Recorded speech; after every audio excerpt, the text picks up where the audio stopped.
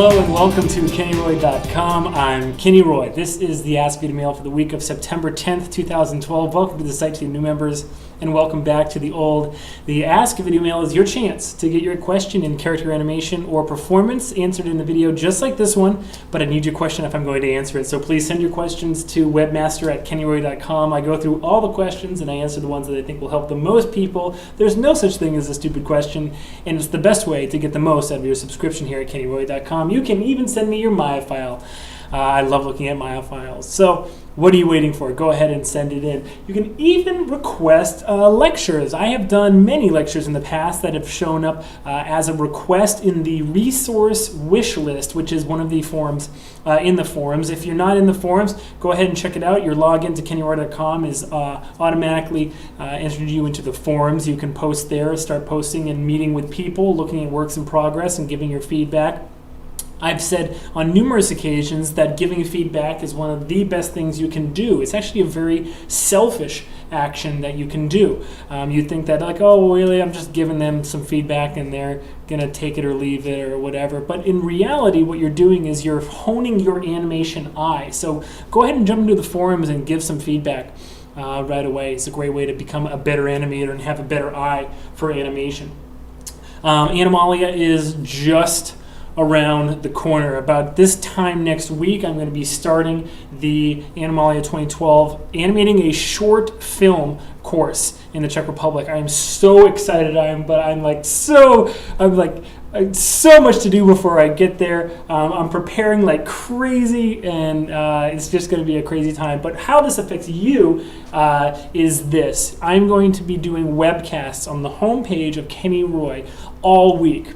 Now I'm going to give you as much lead time, as much notice as it were as I can. I'm really going to try to give you a lot of notice, but it may just be you have to keep checking out the homepage of kennyroy.com. Follow me on Facebook and Twitter. I will be posting up on those things when I'm about to go live, or when if it's an hour beforehand. Again, I'll give you as much advanced warning as I can, but we're going to have to do our best with that.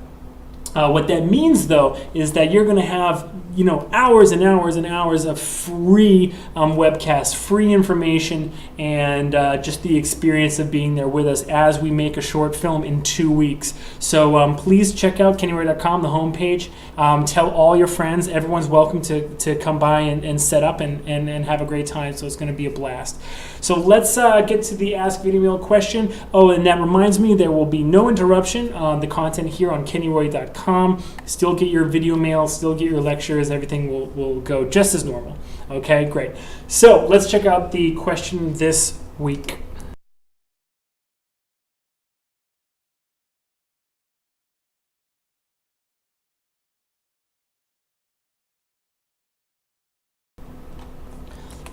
That's a great question. I love this question. I love it because it has one of the components that makes up a great animator is being able to kind of deal with any situation that comes your way. I've had a little bit of experience with this on the feature level. On one of the shots that I did on Scooby-Doo, it had a rig kind of set up like this. There's a lot of characters jumping into each other's arms in Scooby-Doo. Also on King Kong, not my shot, but I remember I was one of my office mates was working on a shot, and it was really, really, really difficult. Now, granted, there was 2 different scales there, but it was one of the shots where the raptors are running up alongside as the brontosauruses are coming down the ravine there, and the raptor kind of like sees him and then jumps and grabs his neck. And that's what twists his neck down, and then finally the brontosauruses crash into each other and start falling down the hills. And that was a very, very interesting scene, and if I remember correctly, the constraint setup was a lot like what I'm going to show you on this, but there are a few kind of like workflow things. You know me, I can't do a video mail without mentioning the word workflow. there are a few workflow things I want to get out of the way first. So regardless of your constraint setup, and every constraint setup will be a little bit differently, I'll show you what I would do in the sense, or in the scene where a character is carrying another one over the threshold of a door, or whatever.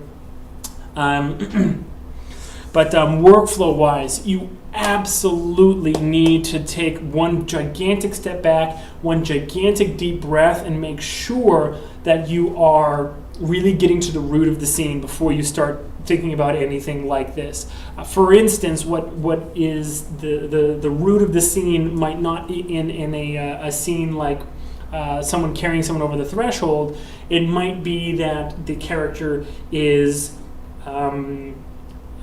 maybe the scene is that there's a really skinny guy and he's got this big burly wife, right? And he's struggling to carry her over the threshold. In that sense, her whole body kind of needs to be treated like one object, and so it might be a good idea to get her into a pose and then just have his hands kind of just constrained to her body rig, or constrain both of his hands and her full body rig to a single locator that you can animate.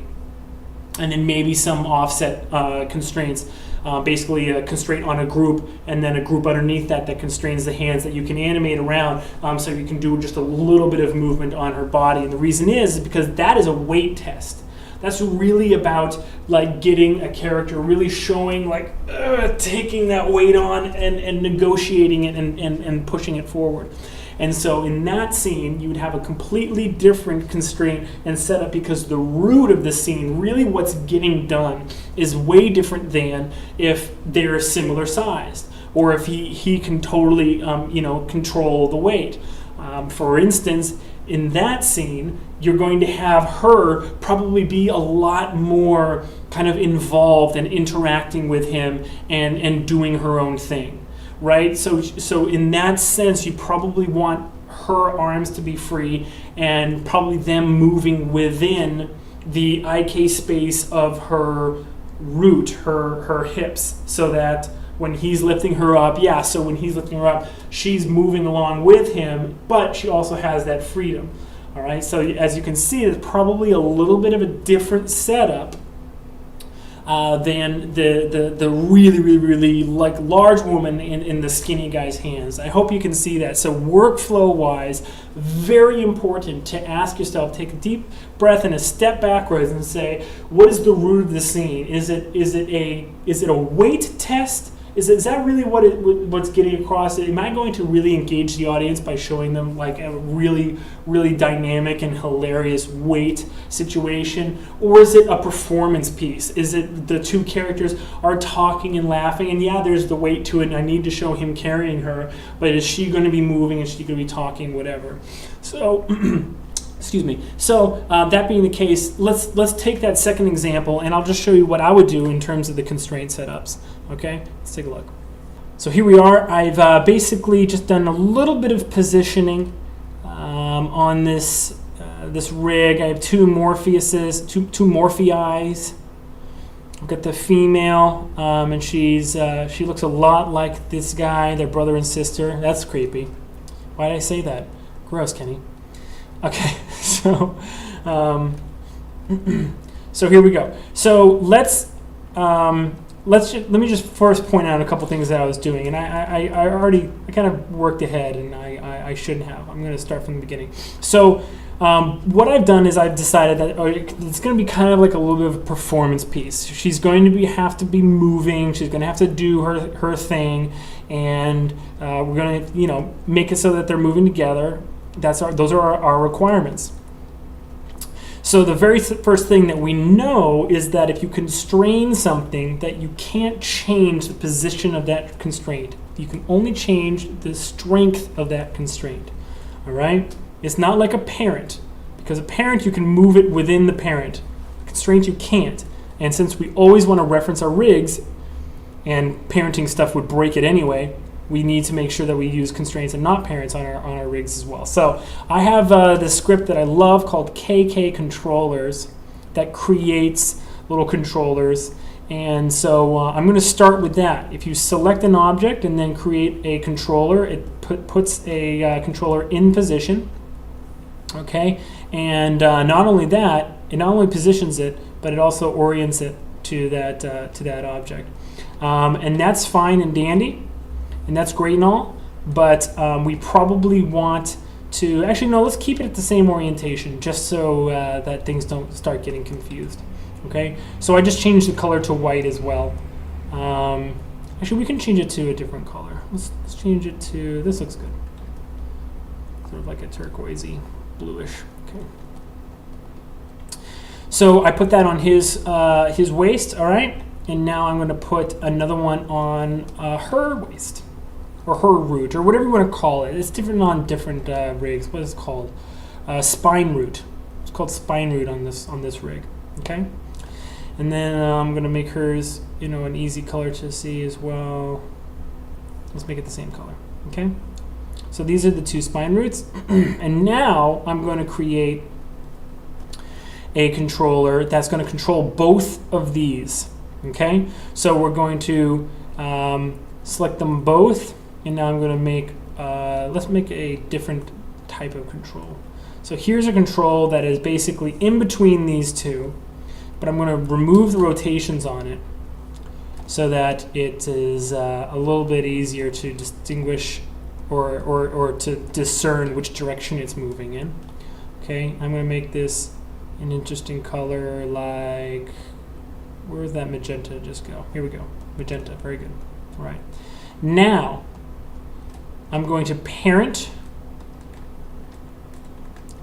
these two controls underneath this one, so now they both move, and now I'm going to constrain the spine root to these new controls as well. So just do a quick parent right there. Where is it? Here it is. And her spine root, parent again. Okay. So now we have this magenta controller controlling both rigs, and he can still move around within it. Okay. Now, what we also need is, because this moves them both, he's going to be moving using this controller, right? We also need to make it so that his hands look like they're holding her up. Now, for these purposes, I would say that we want her hands to be IK free within this rig, so that they move with her, but she can also place them. And I would say that also the fact that her legs are FK is going to be a good help, so that when he's moving along like this, her legs can just swing, however they're going to. Like in other words, we're not getting much performance out of her legs. Now, if we wanted her to actually move her legs like this, move her legs up and down, then I would constrain his hands to one of these controllers, or both of them. Okay, so let's actually do that. Okay, just like that. And now, if she moves her legs, basically his hand is holding on. Okay, and I can turn that on and off. All right, but for all intents and purposes, you're probably not going to have a shot that is like, her jumping up into his arms, him walking across the threshold, him putting her down. But if you do, then there's going to be a lot more custom animation that you're going to have to create within this scene. This is a good setup, though, for the shot. After she jumps into his arms, you cut to like the side view, and then they walk across the threshold together, and then you cut inside, and he puts her down. That kind of thing. So this is the good traveling rig setup. All right. So I got this one control for everything. I have this control that can move her hips independently within that control. Okay, which is great. And then if I want her hands to be like resting on his back, then what I would do is I would put the make them IK. and I'm looking for the box control on her wrist.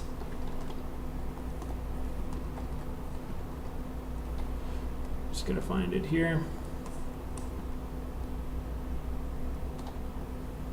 Stand by.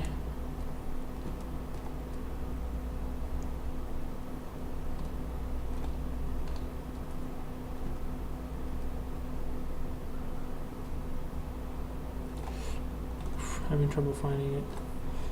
Actually, is it IK like this? Oh, it is IK. Okay, great. And the parent is the shoulders. Oh, okay, so that makes a lot of sense. So right now the parent is the shoulders. We could probably make it the hips instead. Yeah,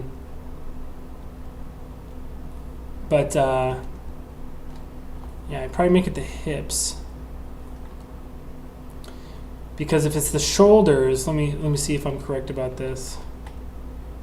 Oops. Yeah. So we don't want them moving around when she moves her shoulders. We want her but we do want them to follow the hips. So let's test this. Okay, great.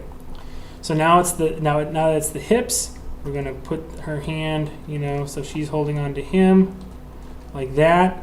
Now you could do the little group, like I said right here, a group and a constraint, and then a group again, and then it can move within. But for just time's sake, we're just going to quickly make another parent constraint right here. And then probably her spine is going to drive his hand. Now you can put all the constraints you want on this, and it'll be you can offset it however you want. Maybe you want this arm IK or FK. Maybe you want it holding onto his neck over here. Let me make the parent the hips again.